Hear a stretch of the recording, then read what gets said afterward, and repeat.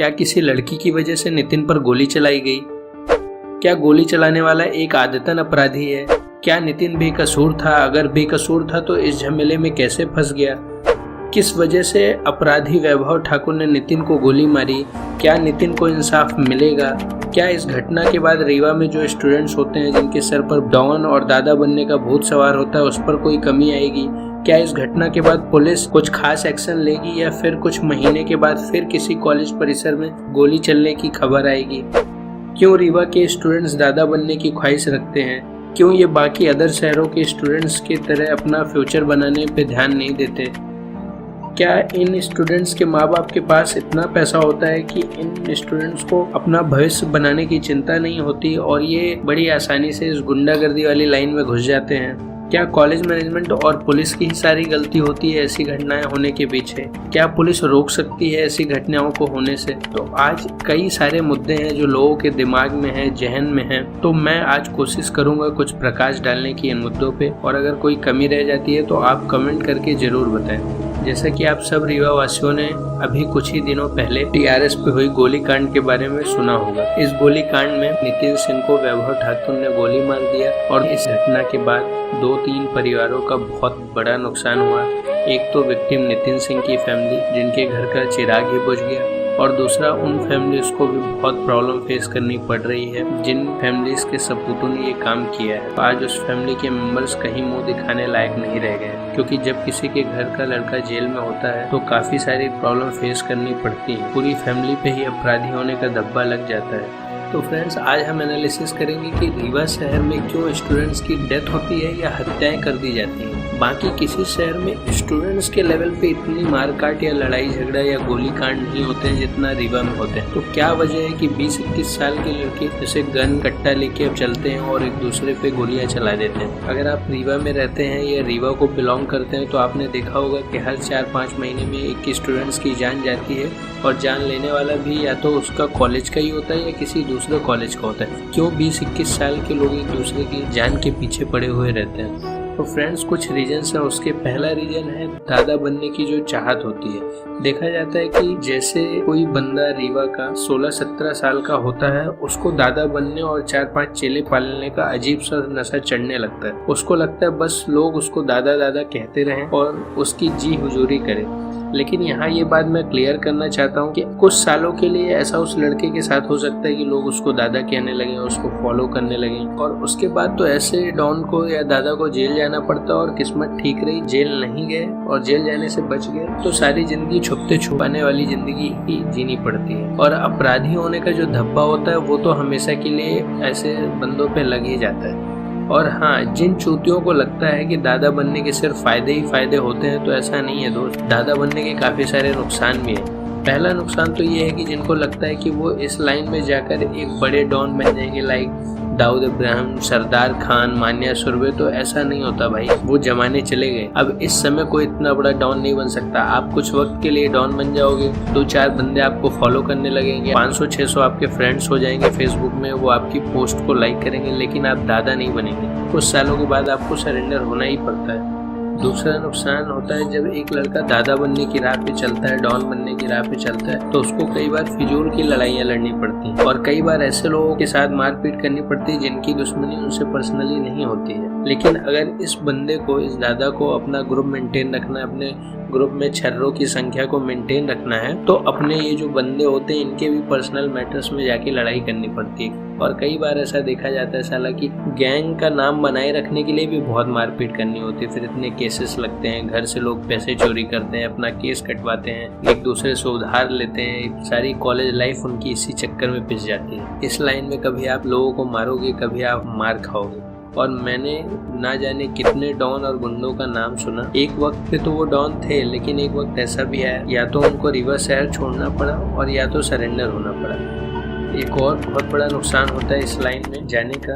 क्या होता है, जब कोई लड़का स्कूल या कॉलेज लाइफ में होता है तब उसके पास लड़कों की कोई कमी नहीं होती है। यहाँ पे मैं दोस्त वर्ड्स इसलिए नहीं यूज कर रहा हूँ क्योंकि जो आपके गैंग में लड़के होते हैं ना, ये आपके दोस्त नहीं होते। आज ये आपके साथ हैं, कल किसी और ग्रुप के साथ हो जाते हैं, और कई बार देखा जाता है कि एक ग्रुप आपस में ही फिर लड़ने लगता है। पहले ये गैंग बनता है, दूसरे ग्रुप से लड़ता है रीवा शहर की, उसके बाद फिर कुछ समय के बाद ये आपस में ही लड़ने लगते हैं। कोई आपस का ही बंदा चाणक्य बन जाता है, दोगलापंती करता है और आपस में ही लड़ाइयाँ शुरू हो जाती है। कोई भी ग्रुप मैंने नहीं देखा कि अगर 10 बंदे रहे हों तो 10 साल के बाद भी उन 10 बंदों के साथ रहा, वो आपस में ही लड़के टूट जाते हैं। उनमें से कुछ जेल पहुंच जाते हैं, कुछ दूसरे शहर फरार हो जाते हैं, कुछ छुपते छुपाते लाइफ जीते रहते हैं। कई बार तो जो नए शहर के बंदे दादा बनने की कोशिश करते हैं, उनका टारगेट रहता है कि किसी पुराने दादा को मार के अपना नाम बना लिया है। और मैं कह रहा था कि जब कोई बंदा स्कूल या कॉलेज लाइफ में होता है तब तो उसके पास छर्रों की कोई कमी नहीं होती, लेकिन जब वो 25-26 का हो जाता है और उसके काफी सारे छर्रे अपनी लाइफ को स्टेबल करने में बिजी हो जाते हैं, तब इसको सरेंडर होना पड़ता है। और अब मुश्किल ये आती है कि ये चाह कर भी शांति की लाइफ नहीं जी पाता, क्योंकि जब ये शांत सरेंडर होने की कोशिश करता है तो फिर कोई नया लड़का जो दादा बनने की ख्वाहिश रखता है, जो गैंग बनाने की ख्वाहिश रखता है, वो इनको उंगली करता रहता है पुराने दादाओं को, और मजबूरी में इनको निकलना पड़ता है। या तो मार खाते हैं या मारते हैं, और सारी जिंदगी इसी में निकल जाती है। और आपने बहुत दादाओं को देखा होगा, सुना होगा, जिनको उनका वक्त निकलने के बाद नॉर्मल लाइफ ही जीनी पड़ती है, वो भी घटिया वाली। तो इसलिए इस लाइन पे मत जाओ, कुछ नहीं रखा इस लाइन पे। और कई बार ये भी होता है कि जब आप इस लाइन में जाते हो तो आपका जो छोटा ब्रदर होता है, इधर सगा भाई होता है, कजिन ब्रदर होता है, या आपका कोई दोस्त होता है, आपका जूनियर होता है, वो आपको फॉलो करने की कोशिश करता है। और कई बार ऐसे केसेस में इन लोगों की जान ही जाती है। और हमेशा देखा जाता है कि छोटे बंदे जो अपने बड़े भाइयों दादा लोग के नाम पे कूदने लगते हैं, उनकी वजह से भी जो बड़े दादा हैं उनको बहुत परेशानियां फेस करनी पड़ती हैं। 1-2 लड़ाइयां आपकी हुई, आपने अपने छोटे भाई से शेयर की या किसी ने उससे शेयर की, वो भी कूदने लगता है अपने दोस्तों के बीच में। उसके किसी दोस्त की लड़ाई हो गई, आपको कॉल आएगा, आपको जानना पड़ता है, उसकी लड़ाई इसकी लड़ाई, सब आपस में बिजी, और सारी लड़ाई आप तक आती है। फ्यूचर की किसी को कोई टेंशन ही नहीं। और ऐसा भी नहीं कि आप ये सब कुछ करके एक बहुत बड़े कुछ ऐसा काम आपको मिल जाएगा जिसकी वजह से आप बहुत पैसे कमाएंगे, जो आगे चल के आपको नॉर्मल लाइफ ही जीनी पड़ेगी। कुछ समय पहले, कुछ सालों पहले आज से, दादा बनने के कुछ फायदे होते थे, राजनीतिक तौर पे कुछ फायदे हो जाते थे, या पैसे के टर्न पे कुछ फायदे हो जाते थे, लेकिन अब कोई फायदा नहीं होता है। अब पॉलिटिकल जो लोग बनते हैं वो भी पढ़े लिखे होने लगे हैं। आपको पढ़ना लिखना होगा, चीज़ों को समझना होगा, सिस्टम को समझना होगा, उसके बाद आप चुनाव पे लड़ सकते हैं। ऐसा नहीं कि आप दादा बन गए, आपके फॉलोअर हो गए, आपको कोई कुछ भी बना देगा, ऐसा नहीं होता है। कोई भी पॉलिटिकल पार्टी आपको छोटे मोटे पद के लिए रख लेगी कि आप बस उनका प्रचार करते रहो, पर आप कभी ऊपर नहीं जा पाओगे। ऊपर जाने के लिए आज ब्रेन चाहिए, दिमाग चाहिए, इंटेलिजेंस चाहिए, विजडम चाहिए। एक और खास बात देखी जाती है, ये जो दादा बनने की चाहत, डॉन बनने की चाहत होती है ना लोगों में, ये उस घर के लड़कों में नहीं होती जो एक्चुअली में बन सकते हैं। शहर में डीएसपी होता है, इतने बड़े बड़े ऑफिसर्स होते हैं, बिजनेसमैन होते हैं, बड़े बड़े डॉक्टर्स होते हैं, कलेक्टर होता है, उनके बच्चों को ये ख्वाहिश नहीं होती डॉन बनने की, वो एक्चुअली बन सकते हैं। और ये जिनका पिता जनरल स्टोर की दुकान खोल के बैठता है, सोने की दुकान खोल के बैठता है, 2 बस चलती है उनके घर में, कोई छोटी सी सरकारी नौकरी में है, पुलिस का ठुल्ला है, उनके बच्चों को पता नहीं क्या नशा लग जाता है, डॉन बनना है, दादा बनना है, पूरा लड़ाई झगड़ा करते रहते हैं, ग्रुप बना लेते हैं। और एक बड़ी वजह होती है इस लड़ाई दंगे की बाइक। माँ बाप बाइक दिलवा देते हैं और लड़ाइयाँ शुरू हो जाती है। मैंने देखा है जो बंदे अपने शहर से, रीवा से बाहर पढ़ाई करने चले जाते हैं, लाइक भोपाल, इंदौर, चुपचाप बस में बैठते हैं, कॉलेज चले जाते हैं। लेकिन रीवा का ये हाल है कि साला वहीं पे कॉलेज होता है, वही या तो गाड़ी अलग से ले लेते हैं या अपने बाप की बाइक पे ही बैठ के 3-3 बंदे बैठ के घूमना, डॉनगिरी शुरू हो जाती है। सारा दिन वही लड़ते रहते हैं, पीटते रहते हैं। कितने तो इस चक्कर में शरीफ बंदों को फिसना पड़ता है जो अपना कैरियर पढ़ाई की लाइन पे बनाना चाह रहे हैं। कुछ लोग कहते हैं पुलिस और कॉलेज मैनेजमेंट की गलती है। सारी गलती उनकी नहीं है, बिल्कुल उनकी कुछ गलतियां हैं, लेकिन सारी नहीं है। अब पूरा बटालियन नहीं खड़ा हो सकता है कॉलेज के सामने। मैं कई शहरों में रहा हूँ, मैंने देखा है कॉलेज के सामने सब पुलिस फोर्स नहीं खड़ा होता है। जिस कॉलेज में मैंने पढ़ाई की है, हजारों बच्चे वहाँ भी थे, लोग आपस में नहीं लड़ते थे। जिस शहर में अभी मैं हूँ उस शहर में भी इतने बच्चे हैं, आपस में नहीं लड़ते। यहाँ पे भी बहुत सारे कॉलेजेस हैं, लेकिन वो आपस में लड़ते नहीं है, शांत रहते हैं। स्टूडेंट्स को शांत रहना पड़ता है। पुलिस इसके लिए नहीं होती है कि बच्चों की लड़ाइयाँ करवाती रहेंगे। माँ बाप सिखाएं, बच्चे अपने आप समझें, लड़ने की जगह नहीं होती स्कूल कॉलेज, पढ़ाई करने जाना होता है, वहाँ पे चीजों को सीखना होता है। एक तो अपने शहर का भी प्रॉब्लम ये है, ना स्पोर्ट्स होता है, ना कोई कल्चरल एक्टिविटीज होती है, कोई कुछ होता ही नहीं है। अब जब फुकट बैठे हैं, पढ़ाई भी साली 6-6 महीने में करनी पड़ती, इतनी आसान है, कोई भी 30% ला के पास हो रहे हैं, 30% ला के कॉलेज में एंट्री मिल जाती है, इतनी आसान है कि टेंशन ही नहीं होती लाइफ की। और माँ बाप के पास पता नहीं पैसा कहाँ से होता है कि बेटे को चिंता ही नहीं रहती कि पैसे कहाँ से कमाने। एक बार जब लाइफ में दिमाग में प्रॉब्लम होती है ना, फिर इन चीज़ों में मन नहीं लगता है बच्चों का। लेकिन पता नहीं क्या है, मुझे तो कभी कभी लगता है कि लोगों को बेरोजगार होना ही ठीक है। जब घर में गरीबी होती है, बेरोजगार होते हैं लोग, तो चुपचाप हर बंदा शरीफ होता है। थोड़ा सा स्टेबल लाइफ हुई नहीं, घर में पैसे आए नहीं, कि वही बच्चे का गुंडा बनना शुरू हो जाता है। और ऐसी मौतें होती रहेंगी, कुछ नहीं होगा जब तक बच्चे अपने आप नहीं समझेंगे, चीज़ों को नहीं समझेंगे। हर शहर में किसी को नहीं समझाना पड़ता है।